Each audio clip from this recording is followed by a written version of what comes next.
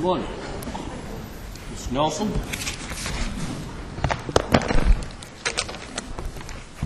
Please the court, Mason Nelson on behalf of Petitioner Gail Litz. This case arises out of the affirmance by the Court of Special Appeal of the trial court's grant of a motion to dismiss of my client's claims for temporary nuisance, temporary trespass, and ongoing negligence, and a claim for inverse condemnation. I emphasize the motion to dismiss aspect of it because that, of course, controls the standard review which governs this court's analysis of whether the lower court erred or not.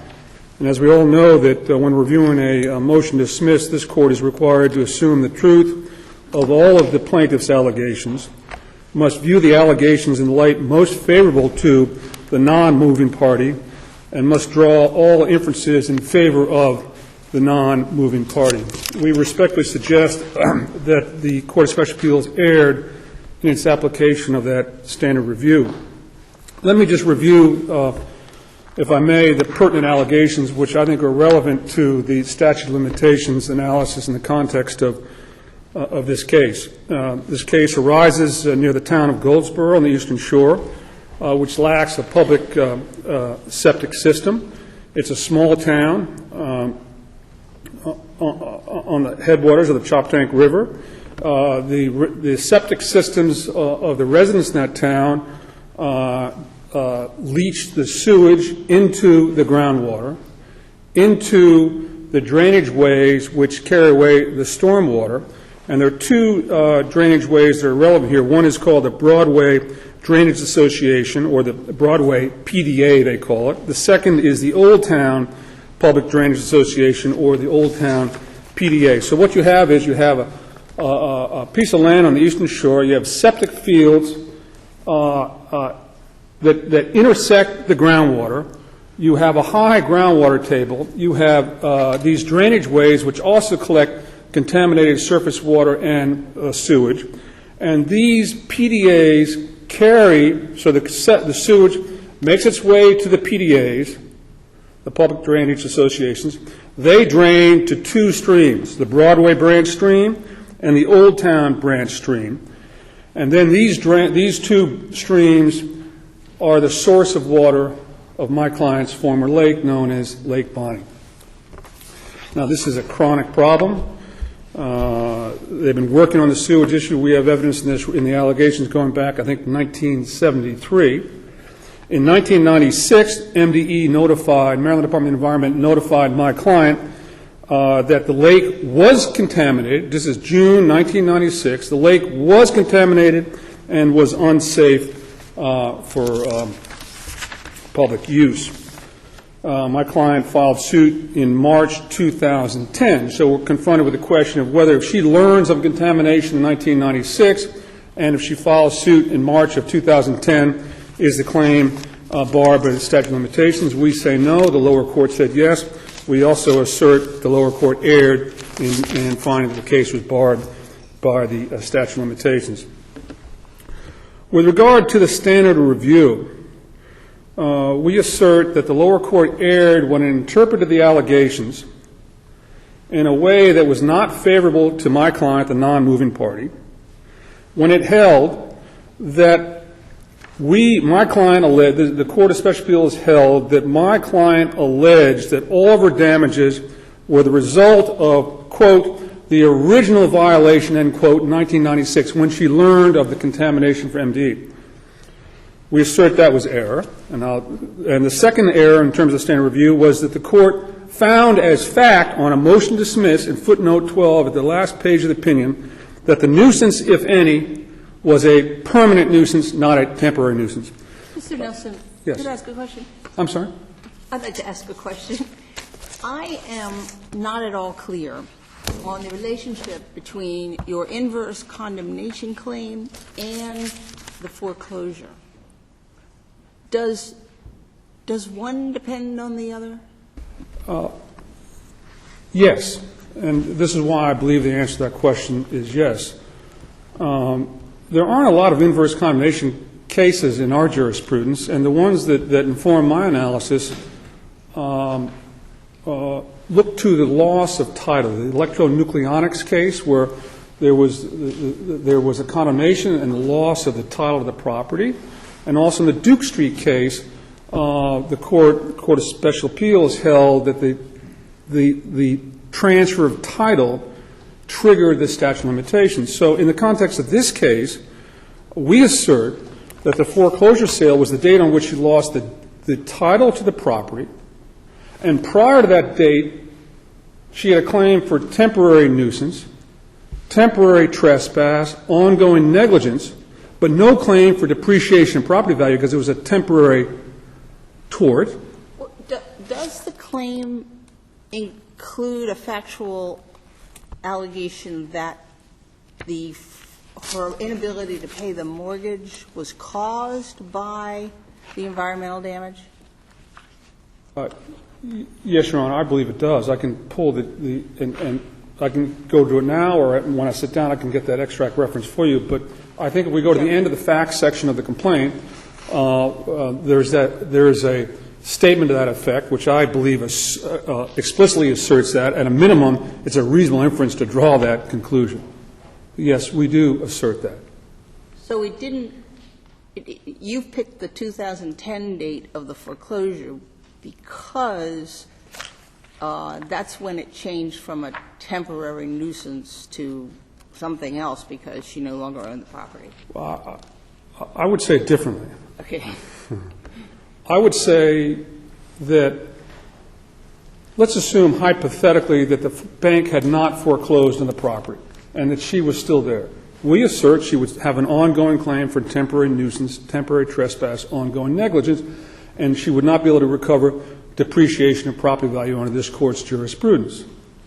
But the moment she loses the title of the property, she no longer has possession of the property, therefore no nuisance claim. And if she has no possession, she can't make a claim for interference with reasonable use and enjoyment. She's got no claim for ongoing temporary nuisance, no claim for ongoing trespass, no claim for ongoing negligence. But now that she's lost the property, she's got a claim for inverse condemnation. Suppose she just sold the property. I'm sorry? Suppose she just sold the property. You say suppose she had? Sold. Suppose she sold instead of being foreclosed. Well, I think if she sold her, let's say she At sold. a reduced value. I'm sorry, there were two. At a reduced value, maybe. No, if she sold the property, I believe she sold the property voluntarily. Her claim for depreciation, her claim for temporary nuisance would end as of that date. And if she could construct the evidence, marshal the evidence for a claim for depreciation, she could present that. As inverse condemnation? Well, it depends on why she had to sell the property. But I think if she sold it voluntarily, it'd be tough to make the claim as inverse condemnation. Are there any cases where someone has been foreclosed upon and their claim accrued at that moment because it was the end of a temporary nuisance? We looked hard for such a case. I'm sure. On two separate occasions with, some effort, real effort. Not just in I know there's nothing in Maryland. We looked everywhere and came up with nothing. And so the best, I'm not saying there's nothing out there. All I can say to the Court is we looked, we tried, and we found nothing. Going either way on that proposition. And that's why my analysis was informed by Duke Street and electronucleonics when it talked about the title, the loss of the title triggering the limitations. And then analytically, I think, well, if you have a claim for ongoing temporary nuisance, that's her claim up to the date that she loses the property. And then when they foreclose, that claim terminates and she's got a claim for inverse condemnation. Is the way I analyze it. Does this case turn on whether there was a permanent nuisance versus a temporary nuisance? Yes, Your Honor, it does. And why? Stepping back from this case, if it's a permanent nuisance, we know from the Goldstein decision, Judge Murphy's decision, that you have to file within 3 years of the date that you knew or should have known it was a permanent nuisance. So if this nuisance was a permanent nuisance in 1996, she's time barred, no question. Temporary nuisance is different. Continue. Every day creates a new cause of action, and so you have, assuming it's a temporary private nuisance, you have 20 years before your time barred, because then after 20 years the defendant can argue it has an easement by prescription. That's what was at issue in Hoffman. So that's the fundamental difference, in my opinion. That's why we argue so aggressively that the lower court erred when in a footnote it found as fact it was, if any, it was a permanent nuisance. We say under the law of this court and the Court of Special Appeals, it is most certainly at the motion to dismiss stage a temporary nuisance. But when does it become a permanent nuisance?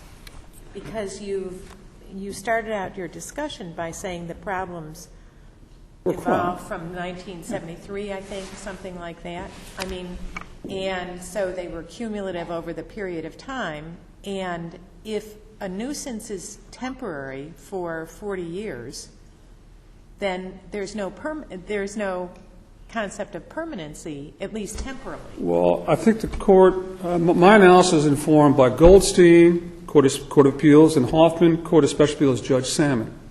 And these are the key cases in our jurisprudence. And these cases say that the length of time is not relevant to whether it's permanent or temporary. The dispositive fact is it abatable? Is it abatable? Can it be stopped? And the best evidence of abatability, according to Judge Murphy's opinion in Goldstein and Judge Salmon's opinion in Hoffman, is the evidence of a consent order, because that's proof that the regulating agency, Maryland Department of Environment, thinks that it can be abated. There was so here, think of the Goldstein. It's a public power plant in Chalk Point. It's a mammoth structure. The plaintiff just assumes it's a permanent nuisance. The defense knows that's good for it, so it says we'll accept it. And it goes up through the federal system, bounced over to this court, and the court says, everyone assumes, I'm paraphrasing, assumes it's a permanent nuisance, but it is a public utility, but there's a consent order. It probably isn't. And in the Hoffman case, Judge Salmon's, the trial court ruled permanent nuisance. This was the same thing. It was a Dickensian scrapyard in Mill Hill that was in business for 70 years, assaulting the citizens who lived around it with soot, debris, explosions. Court on the special appeal said temporary nuisance because there was a consent order. Abatability. Now, this is abatable.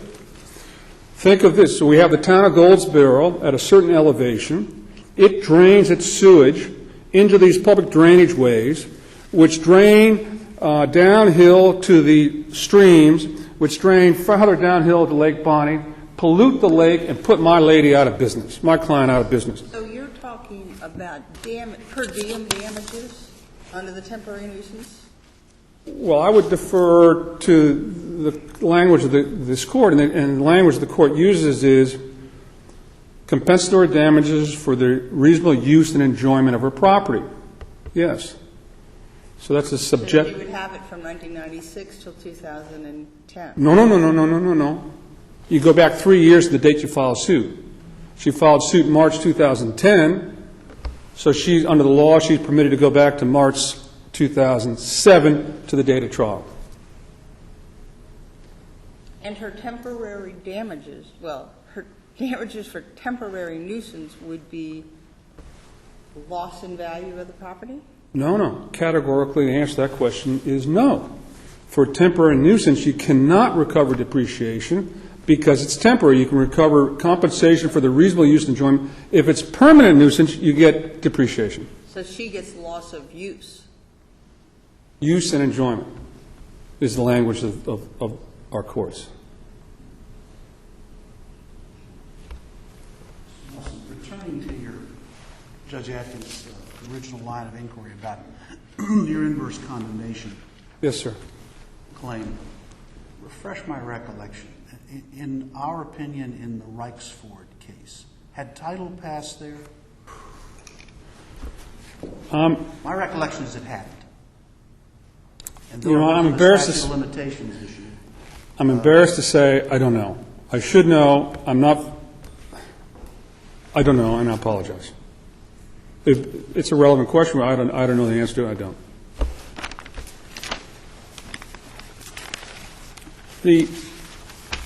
To try to synthesize our argument, we believe that the court misapplied the standard review. It drew inferences. It interpreted the allegations in a way that was unfavorable to my client. It drew inferences that were contrary to the precise allegations in the record.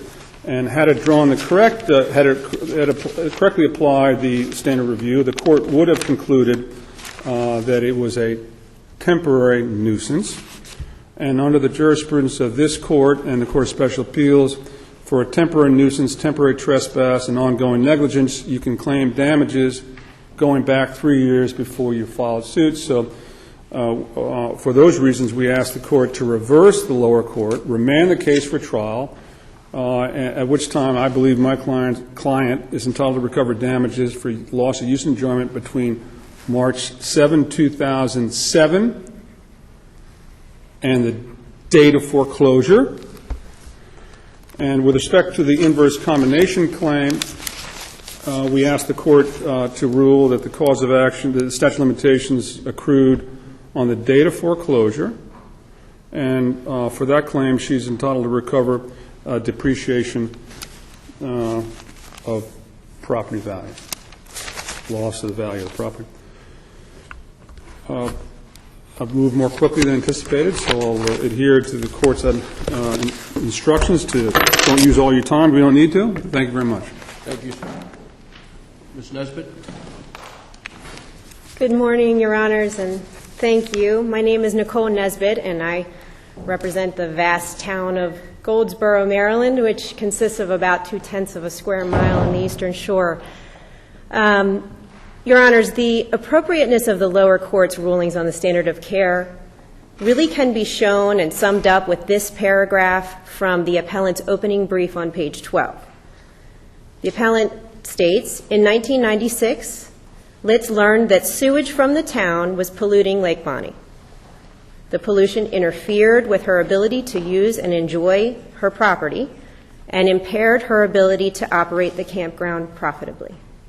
That is the crux of this case, and the crux of this case was known to Ms. Litz by way of a formal letter to her in 1996 that advised her that pollution coming from septic tanks of private residents in the town of Goldsboro were polluting her property, making it unsafe for water recreation, thereby causing her to shut down the campground that was being operated on her property. Why wasn't it a temporary nuisance?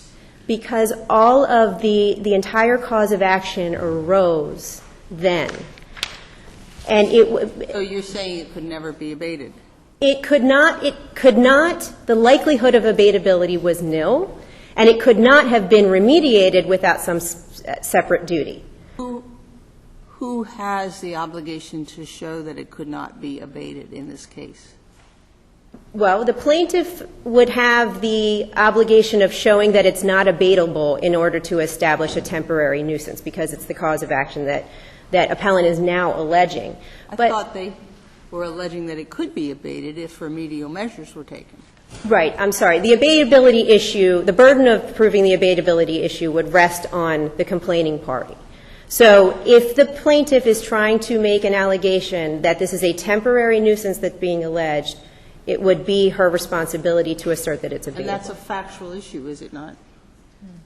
Well, it's a factual issue, but there have to be allegations in the complaint that establish that it exists. And you're saying that they did not allege that the nuisance could be abated? That's right. That's right. And the reason, the assertions that were made in the third amended complaint and in all of the earlier iterations of the complaint are that this individual became aware of damage to her property by way of pollution in 1996. It destroyed her property then. It destroyed her ability to use and enjoy the property then and devalued it. But focusing on the abatability, if that's a word. Yes. If she simply alleges in her complaint it could not be abated, is that enough? or not? No, it is not, and here's why. Because in the Goldstein case and in the Hoffman case, the courts, this court and the Court of Special Appeals said the court must look to the character and circumstances of the pollution to determine this abatability issue, which means that they have to be alleged in the complaint. You say it did or didn't? It did. It said that the circumstances and character of the pollution must be considered. So we need to look at the complaint to see what the character and circumstances are. Was Goldstein decided on a motion? It was a motion for summary judgment. It wasn't on a motion to dismiss. But I believe that in order to make out a temporary nuisance claim, and again, there is nothing in the complaint that says temporary. Not a thing. The complaint recites the consent order. Mm-hmm. The complaint does. The consent order that was entered in 1996. Which involves potentially the construction of a public sewer system, and it's called a compliance plan. It right. Sounds like it's going to remediate the problem, or it's supposed to. So what this court must consider to determine whether we really have a temporary nuisance here is what is the likelihood of abatability based on the allegations as pled, okay? And so the allegations as pled assert that there was a consent order that required the town of Goldsboro to come up with some sort of plan to stop the failing septic tanks from continuing to pollute the drainage areas. But there's nothing. Not making the lake clean again? That's right. There's nothing in the complaint nor the consent order that requires Goldsboro or any other entity to remediate the pollution that has already occurred. That's one relevant issue. So there's nothing in the complaint that says anyone has to go in and clean up Lake Bonnie and restore this appellant's ability to use and enjoy her property. There's no allegation like that there. Are there any cases which discuss the pleading requirements for temporary nuisance? Not in the environmental context in particular? Not that I could find. The two cases that really discuss temporary nuisance in a statute of limitations context were both decided on a motion for summary judgment. And those are the ones we focused on because we're trying to determine whether this is really a continuous ongoing tort that tolls the statute of limitations for all time or it isn't. Well, so in your view, if they had said the lake can be remediated, in their complaint, the lake can be remediated and it should be, would that be sufficient to state a cause of action for temporary? No, because it would also have to assert that that would end her damages. And that's what we don't have here. Well, that's what I guess that's what I meant when I said temporary could be abated would be they could treat the lake in such a way that the pollution was dissolved. Right. So there is a difference between the word abated and the word remediated. These are two separate concepts. Okay. So if they had used the word remediated, that would have been sufficient in your view? If there were proper allegations that there was some duty to remediate that would have restored this a person's ability to use and enjoy her property, yes, I believe we would have a different case. So it's the duty, not the factual ability that you're focusing on? Well, right. I focus on both because we have neither here. We have neither a factual allegation that it could be remediated because it probably couldn't be, nor do we have a legal duty allegation that the town of Goldsboro was required to do any remediating. Neither of those things are there. If someone creates a public nuisance, then don't they automatically have a duty to remediate it? Well, they don't, and in this case, the town of Goldsboro created no nuisance. I knew you were going to say that. There were private residents within the town of Goldsboro who had septic tanks that leaked into the groundwater, okay? And that is not the town causing a nuisance. And it has been argued in each of the proceedings that we've had that the appellant never stated a claim, an actual claim for nuisance or trespass against the town of Goldsboro because the town of Goldsboro was not the bad actor here. The town of Goldsboro is alleged to have had a duty to come up with a plan for addressing the nuisance that was created by private people, come up with a way of addressing the trespass that may have been caused by private people, but they are not alleged to have been the bad actor. So they're Clear up one thing for me, or at least address, I understood Mr. Macy to argue that there was impermissible fact-finding by the Court of Special Appeals in that footnote 12 at the end of the opinion.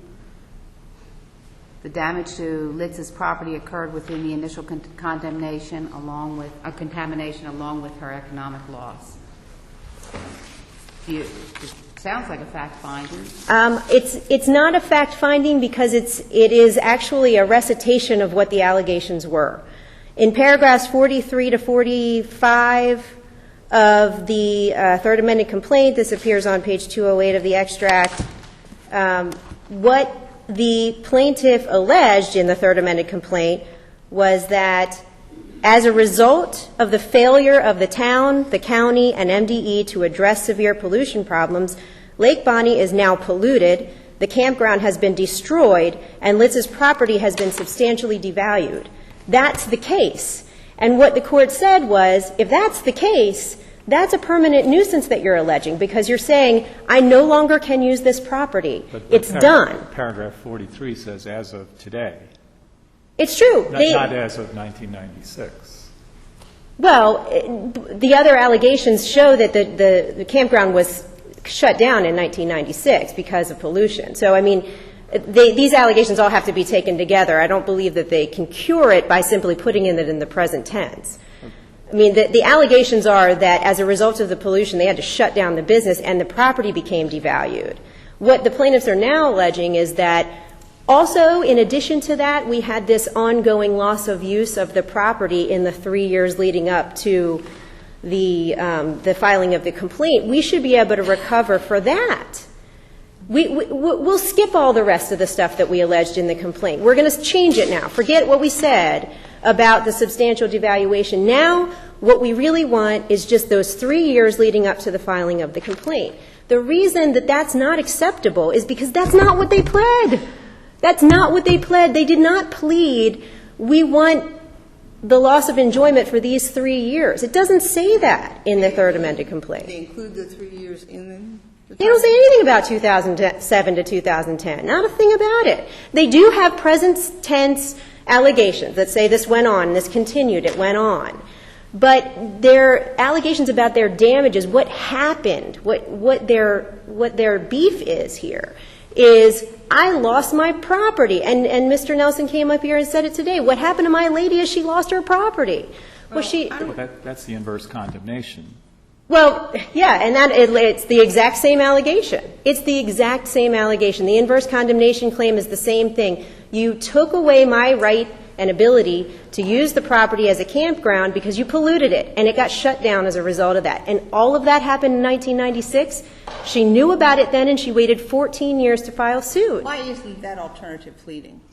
How do we know the difference between what you're saying is a contradiction in its theory and what might be just pleading one fact, emphasizing one set of facts in one count and another in a different count? Well, you can look at the way the counts read, and the counts read as I've said it, that really what the allegations are that the property became devalued, and only now, after the statute of limitations has been imposed upon the appellant, has she tried to come up with a way of limiting it to this 2007 to 2000 time frame. So refinement of your cause of action. Right. It's a refinement post hoc, right? Post drafting, but it doesn't work here because the court still has to decide whether this is really a temporary ongoing problem that could be abated. That issue really still is there. If you want to hang your hat on, okay, let's give her every possible inference, even though it's not written that way. Let's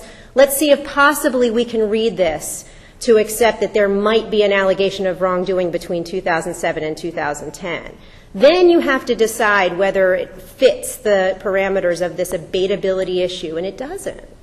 Because not only is there no allegation that there's a duty to remediate, but the abatability issue has to do with if we stop right now doing the pollution, stop. Every every septic tank is shut down right now, what happens? Does it go away?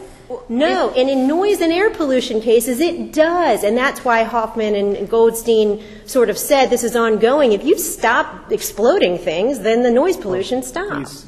The lake here is fed by these two streams, right? Correct. There's still water. In part. I mean, it's fed by a lot of things. Still water coming in. I mean, I don't know, just intuitively, it seems like at some point it flushes out if the streams that are feeding. Right, and I think you said it exactly right, at some point. And so the standard is there an indefinite time frame or a definite one? If there's a definite one, we've got availability. If it's indefinite, we do not. This is indefinite by all means. We've got a standing body of water that's polluted. If we stop contaminating it now, that's a good start. But the nuisance, it's contaminating the streams that were feeding it. Right. And is there a definite time frame when this will end? No, there's not, because it's... How do we know that? Well, it's not alleged. It's not alleged. And you're permitted to infer from the allegations whether this is an abatable problem. There's no allegation that anything needs to be done to clean up and restore Ms. Litz's property to the way it was. There's no allegation there. So if you want to stick with the allegations of the complaint as you're required to, there's that. But then if you want to make the reasonable inferences from what is alleged, that the consent order imposes upon the town of Goldsboro the obligation to come up with some sort of a plan to try to stop this from happening, you have to decide whether that is likely or unlikely, definite or indefinite. And it's indefinite. It is there. The consent order was entered into in 1996, and to date, they still have not been able to come up with a plan that will sufficiently address this problem, even though they're still trying to do that. That's how it's alleged, and so therefore we're saying we're asserting in this case that it's not alleged as a temporary nuisance. It's alleged as a permanent one.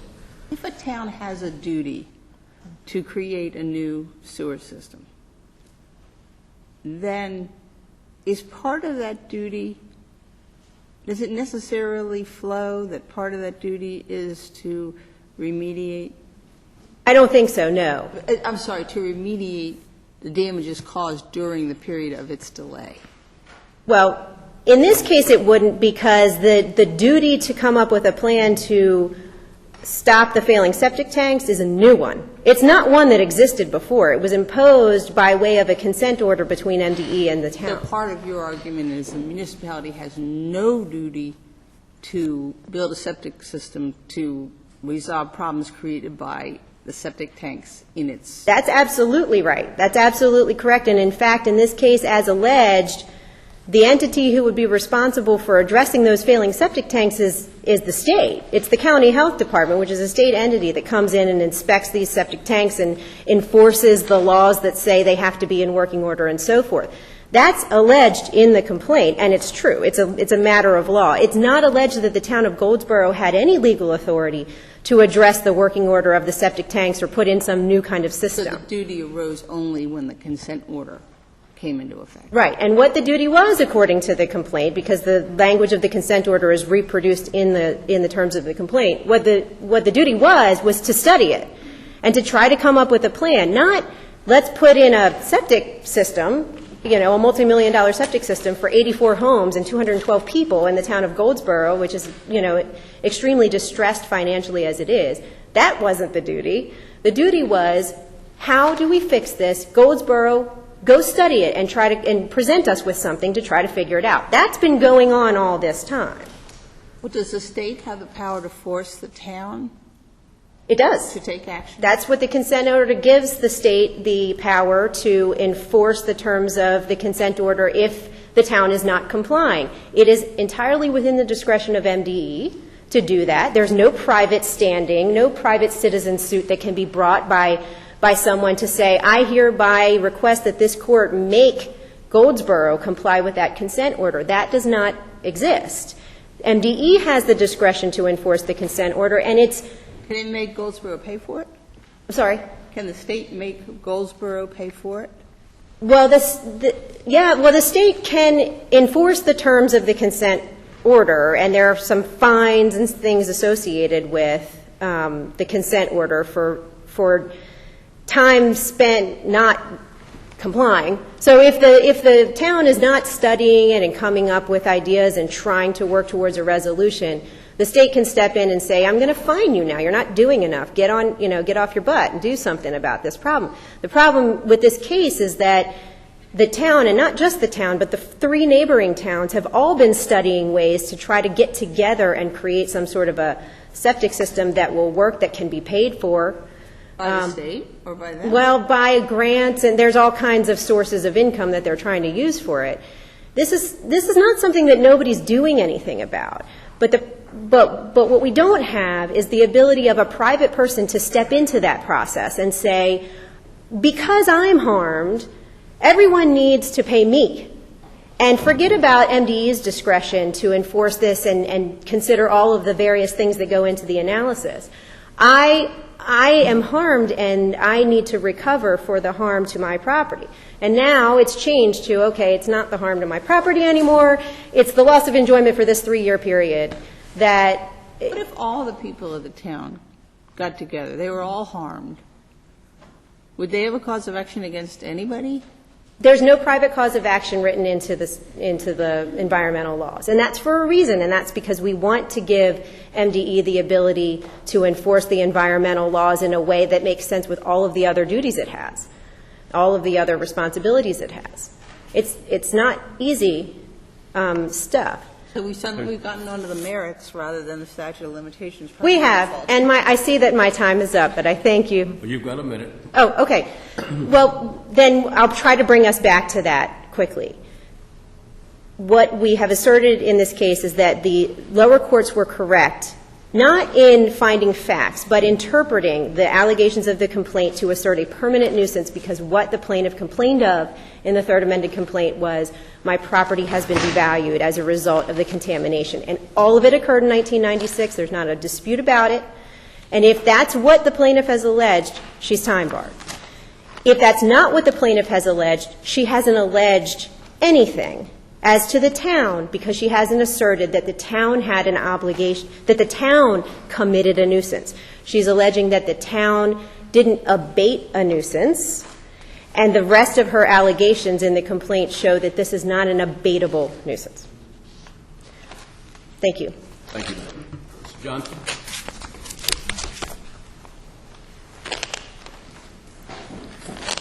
May it please the Court. The appellant in this case alleged the same tort, including nuisance claims and inverse condemnation claim against the state that she alleged against the town of Goldsboro. And the Circuit Court dismissed all of those under the Maryland Tort Claims Act. And importantly, she only appealed as to the state the inverse condemnation claim. The Court of Special Appeals affirmed the dismissal of that on the alternative grounds that it was barred by the statute of limitations, because she was fully aware more than 10 years before she filed the suit of the elements that gave rise to the claim. Now, in an effort to escape the statute of limitations bar, on appeal, appellant is now changing or recharacterizing the claim that she made in her complaints as to the damages associated with the inverse condemnation claim. Now she argues that the damages are the loss of title. And because the loss of title happened in 2010, her claim didn't arise till then.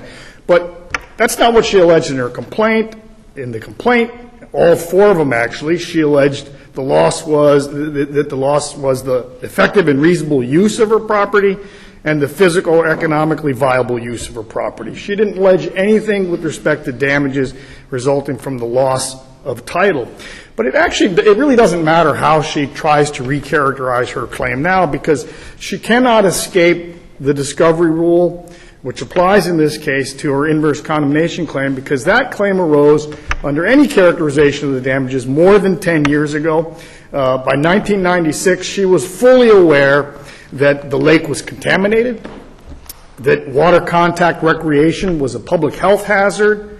At that time, it was reasonably foreseeable that she would have to close the campground, and if she could not afford the mortgage without the revenue from the campground, she'd lose a title to the property. But if there's a consent order and there's a belief by a property owner that, I'm just using the state, whatever entity, is going to do something, and that entity fails to act.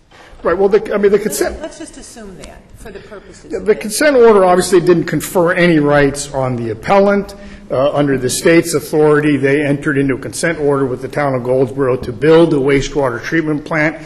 As part of that consent order, the town was going to study the feasibility of that. Upon study, it became clear that this small town was not going to be able to afford to build a wastewater treatment plant, and so the department and the state had discretion in how to enforce that consent order. Ultimately, I think it concluded that charging the town of Goldsboro $100 a day for each day that it didn't meet the deadlines wasn't going to bring about a solution to this, and so for the last 14 years, it's been working with regional, state, and federal authorities to try to resolve the sewage problem. But aren't those, I mean, in the sense that aren't those factual issues as to the good faith, quote unquote, of the state? Or of any state agency? I mean, in the sense that, let's assume that this property owner said, you look at this, the MD is coming in, and I think in the consent order as it's been reflected in the complaint, it says MDE for basically forbore bringing certain actions on reliance on the city doing something. And let's assume that it's a factual issue as to whether the parties acted in good faith as a result, or the state acted in good faith. And, you know, they entered into the consent order, but nothing happened. Isn't that something that a property owner who's affected by the lack of action could say was an inverse condemnation? Well, let me address it this way. The only case that it relates to this situation at all is the federal case, Applegate versus U.S. In that case, the court said that an erosion problem, the cause of action did not arise because the Army Corps of Engineers had promised to build a sand transfer facility that would have alleviated the situation. That's very different here. There was no promise to the appellant that it would cure the waste, the septic problem. All that there was in place was a consent decree. By January of 1997, it was clear that Goldsboro was not complying with it and that MDE was not enforcing it in the way that the appellant would have wanted the state to. And so by 1997, it was clear and reasonably foreseeable that she was going to lose that campground if the septic situation continued. So it was a general, what you're saying is that a general rather than a specific, or there was no special relationship. Correct. Established. Exactly right. I have now, a background question, sure. maybe. Ms. Nesbitt said there was no duty of the town to remediate the nuisance. What's the basis for MDE coming after the town and making them enter into a consent order? Well, MDE has no duty to not MDE's duty. Remediate the contamination. I'm not talking about MDE's duty. It's the town. I mean, MDE came, I guess, after the town and to do something about this. Well, under state statutes, the town is responsible for dealing with the. What's the statute that the town's responsible under? I don't have that on the top of my head. I mean, it's cited in the extract under the consent decree what gives the state the authority to force that. Let me just raise an important point here that the appellant conveniently tries to avoid, and that is that she clearly understood that her inverse condemnation claim arose before the property was foreclosed on because she filed her complaint before it was foreclosed on. And under the doctrine of estoppel by admission, I would say that she should be stopped from taking a contrary position today on this appeal. But if it's a continuing nuisance, then she could have filed it before, but also after.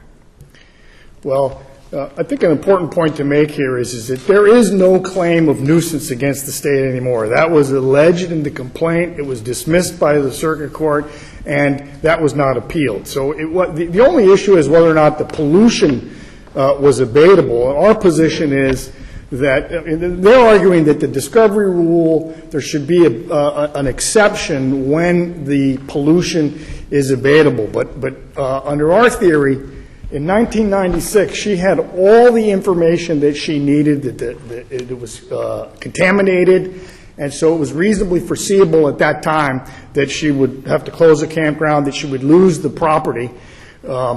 And her allegations in the complaint only go to the use and enjoyment of the property, not to the loss of title. I don't know if that addressed your question. I'm trying to figure that out. But I mean, she really is trying to argue that the discovery rule should have something of an exception when you have an abatable pollution, and there is no law or facts. Certainly no law in Maryland that would support that, and I don't think the facts work here for her. She cites a line of federal takings cases that begin with Dickinson and continue on through Applegate that hold that in the case of a gradual physical taking, a claim arises when the process that leads to the taking has stabilized. But I don't think those cases help the appellant because, one, they're factually distinct. They are about a gradual process that leads to an increase in the spatial extent of a taking. We don't have that here. And secondly, I think that they actually affirm the principle under the discovery rule that when the taking is permanent enough that the extent of damages is reasonably foreseeable, the cause of action has arisen.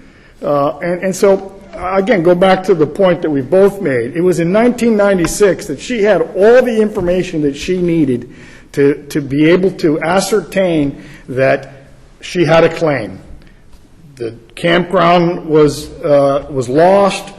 She would lose the property if she couldn't afford to make the payments. Now, from 1996 forward, did MDE have the legal authority to order the residents of Goldsboro and or businesses in Goldsboro who had failed septic systems to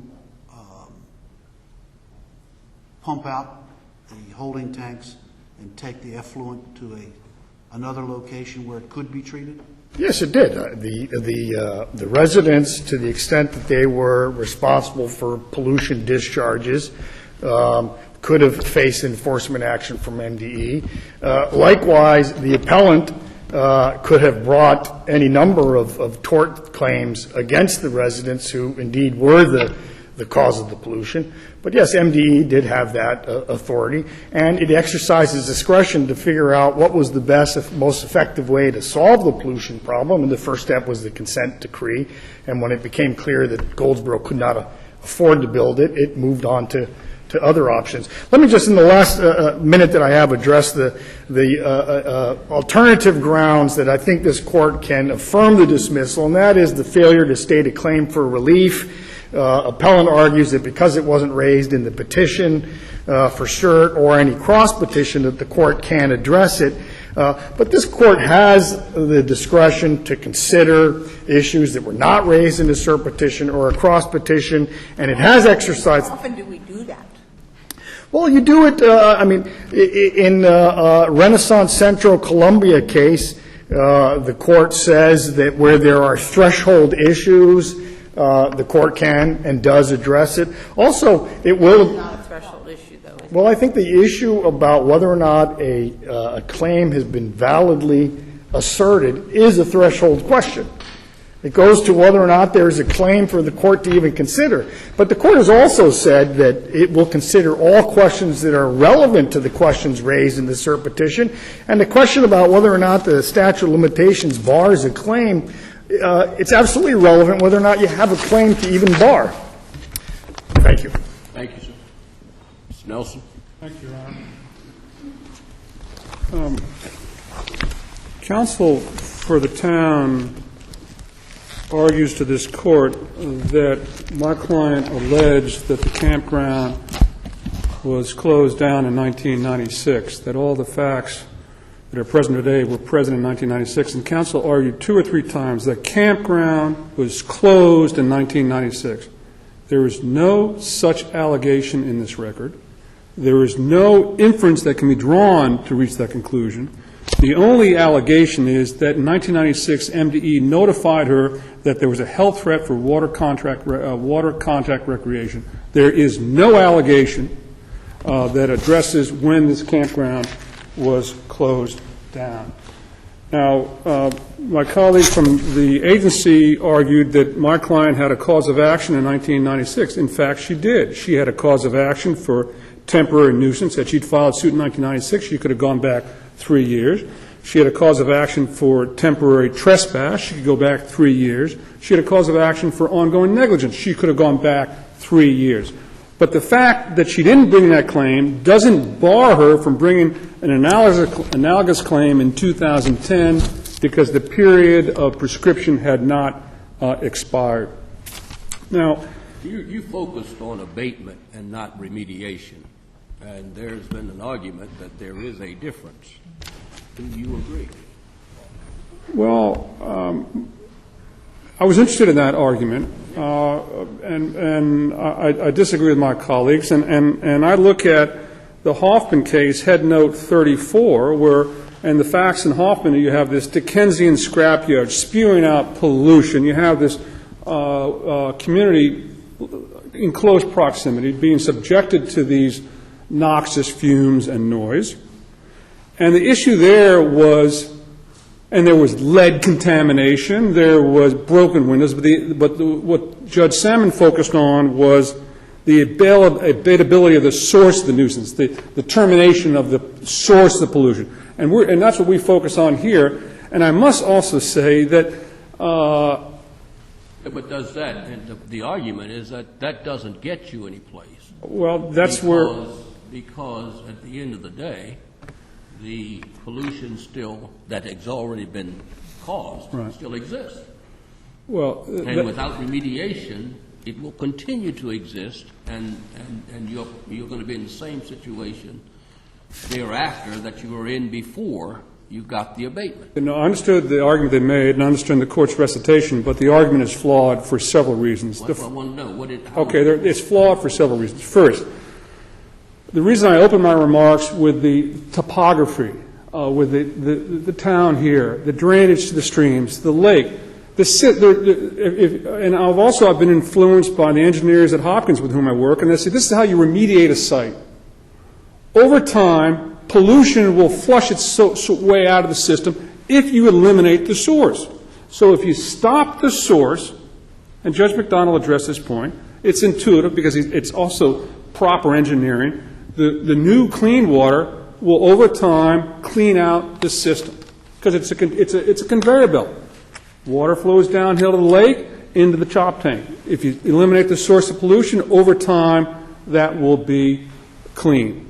Now, not quickly, but over time it will be. The other way is pump and treat. And we do this with groundwater all the time. Where you pump out the contaminated water, you clean it, and then you put it back into the stream. It's a reasonable inference that could have been done here, we assert. Was it the town's responsibility to do this, or was it the MDE's responsibility to stop it? Well, of course, or both.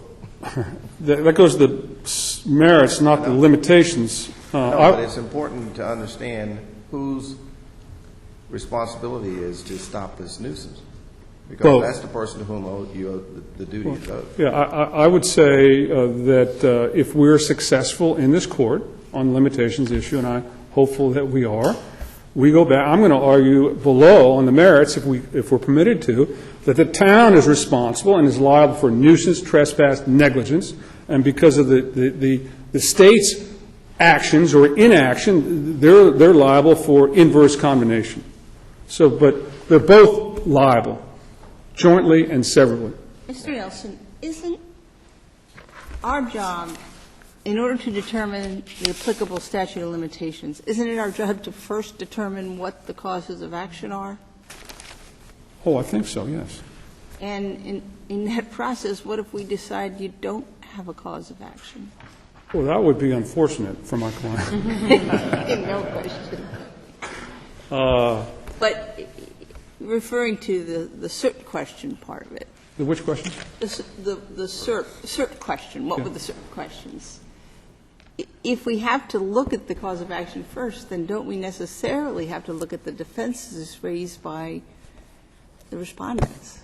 If I did I understand the court to ask, are there circumstances where this court can look at issues raised by my colleague in his brief, even though the court didn't grant cert on those? And I would say the answer is no.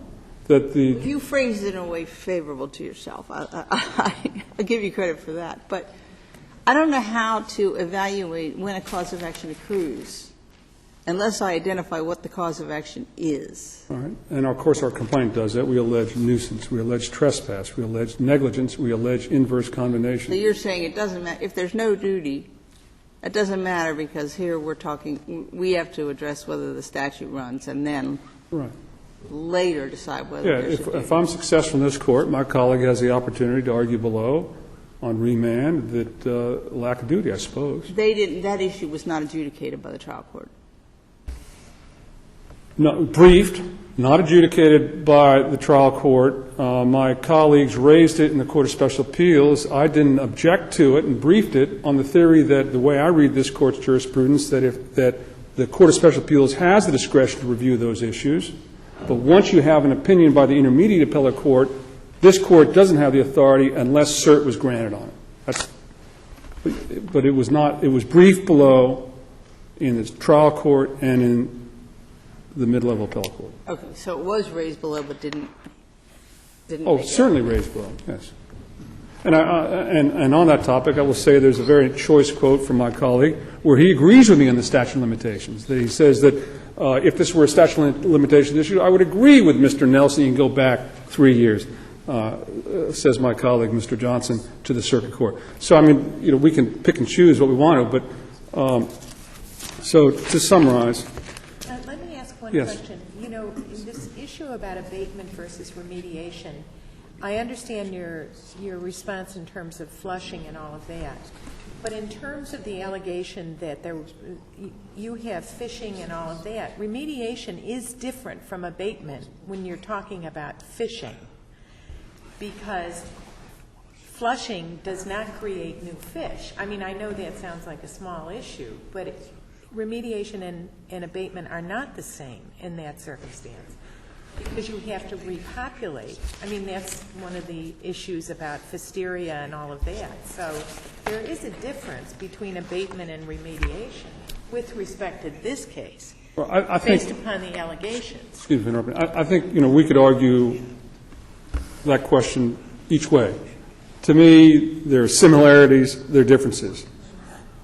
But I look at Head Note 34 of the Hoffman case, which I believe is the best discourse on temporary nuisance in our court's jurisprudence, in our state's jurisprudence. And it talks about the abatability of the source of pollution. It doesn't talk about going into the plaintiff's houses to clean houses. It talks about, look, there's a consent order which requires the termination of this nuisance. And therefore, it was error for the trial court on summary judgment to rule as a permanent nuisance. And here, we're not on summary judgment, we're at the motion to dismiss stage. So for all those reasons, on behalf of Ms. Litz, who suffered terribly, and I'm doing my best to help her, we urge the court to reverse the decision of the lower court remand for hearing on the merits. Thank you very much. We appreciate the court's attention. Thank you all.